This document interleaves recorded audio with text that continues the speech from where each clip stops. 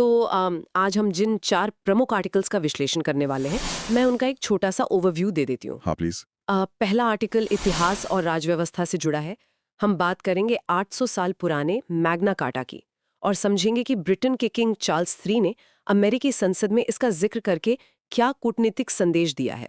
ये तो बहुत दिलचस्प लग रहा है। और दूसरा विषय है हमारा इंटरनेशनल रिलेशंस। इसमें हम भारत और वियतनाम के बीच जो सामरिक साझेदारी का नया दौर शुरू हुआ है, उस पर चर्चा करेंगे। मतलब साउथ चाइना सी वाला मुद्दा। राइट। फिर तीसरे सेगमेंट में हम पर्यावरण और प्रशासन की बात करेंगे। जो नए सॉलिड वेस्ट मैनेजमेंट रूल्स आए हैं 26 में, हम देखेंगे कि कैसे अत्यधिक केंद्रीकरण या सेंट्रलाइजेशन जमीनी हकीकत से एकदम अलग हो सकता है। हाँ, वो दिल्ली में बैठकर गांव के नियम बनाने वाली बात। और हमारा आखिरी टॉपिक और अंत में समाज और अर्थव्यवस्था से जुड़ा एक बहुत ही संवेदनशील मुद्दा है। अजीम प्रेमजी यूनिवर्सिटी की ताज़ा रिपोर्ट आई है जो यूपी और बिहार के युवाओं के सपनों और उनकी असल शिक्षा के बीच की खाई को दिखाती है। बाप रे, मतलब आज का मेन्यू एकदम पैक्ड है। तो चलिए फिर इसे थोड़ा खोलकर समझते हैं। बिल्कुल, शुरू करते हैं। हमारे पहले आर्टिकल से शुरुआत करते हैं, मैग्ना कार्टा और रूल ऑफ लॉ। आप इसको अगर मैं थोड़ा सिंपल करके समझाऊं तो सोचिए कि एक बहुत बड़ी मल्टीनेशनल कंपनी का बॉस है। हाँ। और वो खुद आकर अपने एम्प्लॉइज से कह रहा है कि देखिए, कंपनी के जो नियम है, जो एचआर पॉलिसी है, वो मुझ पर भी वैसे ही लागू होती है जैसे आप सब पर। मतलब वो खुद को कानून के नीचे रख रहा है। ये एनालॉजी काफी अच्छी है, लेकिन कॉर्पोरेट में तो बॉस जब चाहे नियम बदल सकता है ना? हाँ, वो तो है। लेकिन 15 जून 1215 को किंग जॉन ने जिस मैग्ना कार्टा पर मुहर लगाई थी, उसकी खासियत ही यही थी कि राजा अब अपनी मनमानी नहीं कर सकता था। मतलब उसे मजबूर किया गया था। बिल्कुल। वहां के जो विद्रोही बैरन्स थे, उन्होंने राजा को मजबूर किया। और यहीं से, जिसे हम कानूनी भाषा में ड्यू प्रोसेस या सम्यक प्रक्रिया कहते हैं, उसकी नींव पड़ी। एक बात बताइए, 1215 की इस घटना का आज 2026 में क्या काम? मतलब किंग चार्ल्स III ने अभी हाल ही में वॉशिंगटन डीसी में अमेरिकी कांग्रेस के सामने इसका जिक्र क्यों किया? वहां तो पहले से ही लोकतंत्र है। देखिए, यहीं पर तो असली कूटनीति है। आपको पता ही होगा कि अमेरिकी कांग्रेस इस समय रिपब्लिकन्स और डेमोक्रेट्स के बीच कितनी बुरी तरह बंटी हुई है। बिल्कुल, दोनों के बीच काफी तनाव रहता है। तो ऐसे माहौल में अगर किंग चार्ल्स किसी एक पार्टी का पक्ष लेते, तो विवाद हो जाता। इसलिए उन्होंने बड़ी चतुराई से मैग्ना कार्टा का हवाला दिया। बिना किसी का नाम लिए संदेश दे दिया। सही कहा। उन्होंने बस ये याद दिलाया कि संस्थाएं और कानून हमेशा सत्ता में बैठे लोगों से ऊपर होते हैं। ये एक तरह का निष्पक्ष रिमाइंडर था दोनों ही पार्टियों के लिए। अरे वाह, बिना कड़वा शब्द कहे इतना बड़ा प्रहार कर दिया। मैंने इस लेख में पढ़ा कि लेखक गोपाल कृष्ण गांधी ने एक और बहुत ही बढ़िया पॉइंट उठाया है। हाँ, वो मेटाफोर वाला। हाँ बिल्कुल। कि कैसे ये सिर्फ ब्रिटेन का दस्तावेज नहीं रहा। मतलब 1858 में जब महारानी विक्टोरिया की घोषणा आई, तो महात्मा गांधी ने उसे भारत का मैग्ना कार्टा कहा था। और 1948 में एलेनोर रूजवेल्ट ने भी तो उन्होंने यूएन मानवाधिकार घोषणा पत्र को अंतरराष्ट्रीय मैग्ना कार्टा कहा था। मतलब ये शब्द अपने आप में न्याय का प्रतीक बन गया है। बिल्कुल। और इसी वजह से इस लेख के आखिर में एक लैटिन मुहावरे का इस्तेमाल किया गया है, स्पेस वेरिटाटिस एस्ट। इसका क्या मतलब होता है? इसका मतलब है सच्चाई के लिए उम्मीद है।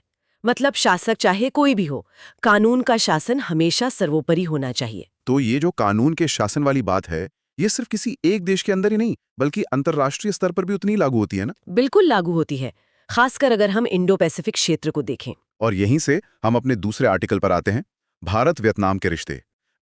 मुझे एक बात बताइए, दक्षिण चीन सागर में इतना तनाव है, चीन का इतना दबदबा है, ऐसे में हमारी एक्ट ईस्ट पॉलिसी में वियतनाम अचानक से इतना अहम कैसे हो गया? देखिए, कूटनीति में अचानक कुछ नहीं होता।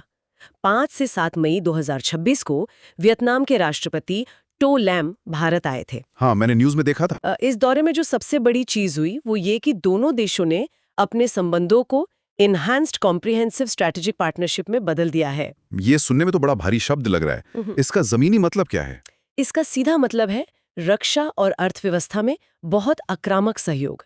आपको याद होगा 2023 में भारत ने अपनी मिसाइल कॉर्वेट INS कृपाण वियतनाम को दी थी। हाँ, वो काफी बड़ी खबर थी। लेकिन अब जो बात हो रही है वो ब्रह्मोस मिसाइलों की है, और ये चीज पूरी भू राजनीति को बदल कर रख देगी। मतलब हम सिर्फ क्षमता निर्माण या कह लें कैपेसिटी बिल्डिंग से आगे बढ़कर अब सीधे कैपेबिलिटी एनहेंसमेंट पर आ गए हैं। बिल्कुल सही पकड़े आप। लेकिन अगर वियतनाम को ब्रह्मोस मिल जाती है तो इससे चीन पर क्या असर पड़ेगा? मतलब साउथ चाइना सी का गणित कैसे बदलेगा? इसको ऐसे समझिए, ब्रह्मोस एक सुपरसोनिक क्रूज मिसाइल है, आवाज से करीब 3 गुना तेज। बाप रे। हाँ, तो अगर वियतनाम इसे अपने तटों पर तैनात कर देता है तो चीन के जहाज़ों को हमला करने पर बचने का समय ही नहीं मिलेगा। मतलब वो एरिया उनके लिए एक नो डो जोन बन जाएगा। एग्जैक्टली इसी को डिटरेंस कहते हैं। अब वियतनाम सिर्फ यूएन में जाकर शिकायत नहीं करेगा, उसके पास मारक क्षमता होगी। लेकिन जमीनी स्तर पर हथियार बेचना इतना आसान तो नहीं है ना। इसमें लॉजिस्टिक्स हैं, लीगल चीजें हैं। हाँ, आप सही कह रहे हैं। और यूपीएससी के नजरिए से हमें इन चुनौतियों को भी समझना होगा। सिर्फ पैसे देकर मिसाइल नहीं खरीदी जाती। उसमें टेक्नोलॉजी ट्रांसफर और मेंटेनेंस भी तो होगा। बिल्कुल। और ये तो सिर्फ रक्षा की बात हुई, व्यापार को भी तो देखिए। दोनों देशों ने 2030 तक द्विपक्षीय व्यापार को 25 अरब डॉलर तक पहुंचाने का लक्ष्य रखा है, जो कि अभी शायद 16 अरब डॉलर के आसपास है ना। हाँ। और इसके पीछे की सबसे बड़ी वजह है सप्लाई चेन को सुरक्षित करना और चीन पर से निर्भरता कम करना, जिसे हम डी रिस्किंग कहते हैं। तो कुल मिलाकर कागजी योजनाओं को जमीन पर उतारने की बहुत बड़ी चुनौती है। बिल्कुल। और ज़मीनी हकीकत की बात हो ही रही है, तो यहाँ से बात सच में बहुत दिलचस्प हो जाती है, क्योंकि हमारा तीसरा आर्टिकल बिल्कुल इसी बारे में है। सॉलिड वेस्ट मैनेजमेंट रूल्स वाला मुद्दा। हाँ, अब आप ही सोचिए, क्या मुंबई जैसे महानगर के ट्रैफिक नियम हम किसी छोटे से पहाड़ी गांव में लागू कर सकते हैं? बिल्कुल नहीं, वहां तो पहाड़ और संकरे रास्ते हैं। तो फिर पूरे देश के लिए कचरा प्रबंधन के नियम एक जैसे कैसे हो सकते हैं? ये तो बड़ा अजीब है। यही तो इस आर्टिकल का मेन पॉइंट है। 1 अप्रैल 2026 से जो नए सॉलिड वेस्ट मैनेजमेंट रूल्स लागू हुए हैं, सरकार ने इसमें पर्यावरण संरक्षण अधिनियम 1986 के अनुच्छेद 253 का इस्तेमाल किया है। तो इसका मतलब क्या हुआ? इसका मतलब यह है कि केंद्र ने राज्य के अधिकारों को बाईपास करके सीधे ऊपर से नियम थोप दिए हैं।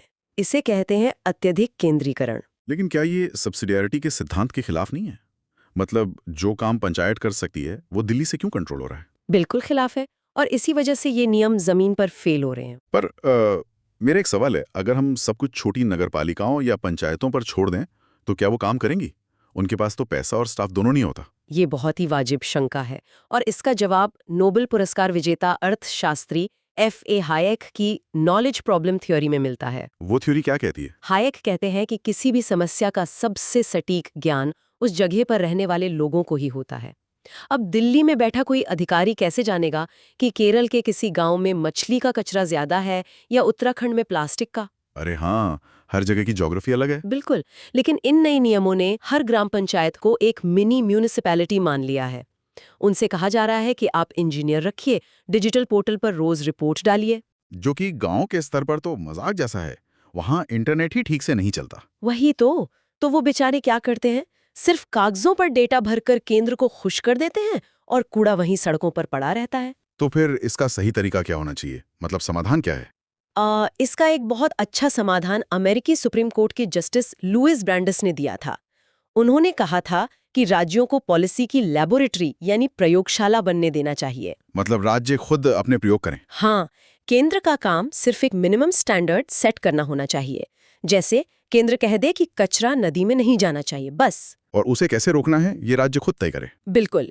इसके लिए 5 चीजें जरूरी हैं: न्यूनतम राष्ट्रीय मानक, राज्यों को लचीलापन, स्थानीय निकायों को ताकत, पक्का फंड, और सबसे जरूरी, नागरिकों के प्रति जवाबदेही। ये बहुत ही शानदार एनालिसिस है।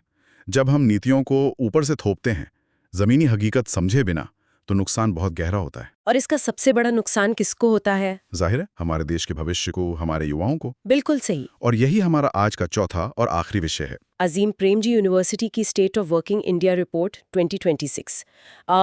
मैंने इस रिपोर्ट के कुछ आंकड़े पढ़े थे और मैं सच में हैरान रह गया। हाँ, इस रिपोर्ट में जो UDA डेटा सेट इस्तेमाल हुआ है, वो बहुत कुछ साफ कर देता है। देखिए, यूपी और बिहार के 72 से 84% युवा, मतलब करीब करीब हर कोई ग्रेजुएट होना चाहता है। सपने बहुत बड़े हैं, लेकिन जब हम नतीजे देखते हैं तो बड़ी निराशा होती है। इस खाई का असल कारण क्या है? यहाँ जो बात सबसे हैरान करने वाली है, वो ये है कि सपने तो सब देख रहे हैं, चाहे उनकी जाति, धर्म या आर्थिक स्थिति कुछ भी हो, लेकिन जो अचीवमेंट है वो संपत्ति और जेंडर पर आकर अटक जाता है। मतलब अमीर और गरीब का अंतर साफ दिखता है। बिल्कुल। डेटा बताता है कि युवा औसतन अपने शैक्षणिक लक्ष्यों से करीब 1.7 साल पीछे रह जाते हैं, और इसमें सबसे ज्यादा वो पिछड़ते हैं जो गरीब वर्ग से आते हैं। और मुझे लगता है लड़कियों के मामले में स्थिति और भी खराब होगी। हाँ, अगर हम ड्रॉप आउट रेट्स देखें तो शादीशुदा लड़कियों की हालत सबसे बुरी है। बीच में पढ़ाई छोड़ना उनके लिए एक मजबूरी बन जाता है। तो लड़कों के स्कूल छोड़ने का क्या कारण है? लड़कों पर लेबर मार्केट का दबाव होता है। परिवार पालने के लिए उन्हें जल्दी काम पर जाना पड़ता है, जबकि लड़कियों को जल्दी शादी के कारण स्कूल से निकाल लिया जाता है। लेकिन जो बच्चे स्कूल में टिके रहते हैं, उनकी शिक्षा की गुणवत्ता कैसी है? यही तो सबसे डरावना हिस्सा है। 15 से 19 साल के युवाओं का जब टेस्ट लिया गया तो सिर्फ 70% अविवाहित बच्चे कक्षा 2 की कहानी पढ़ सकें। बाप रे, सिर्फ कक्षा 2 की किताब 19 साल की उम्र में? हाँ, और जो शादीशुदा युवा थे उनमें तो यह आंकड़ा गिरकर सिर्फ 45% रह गया।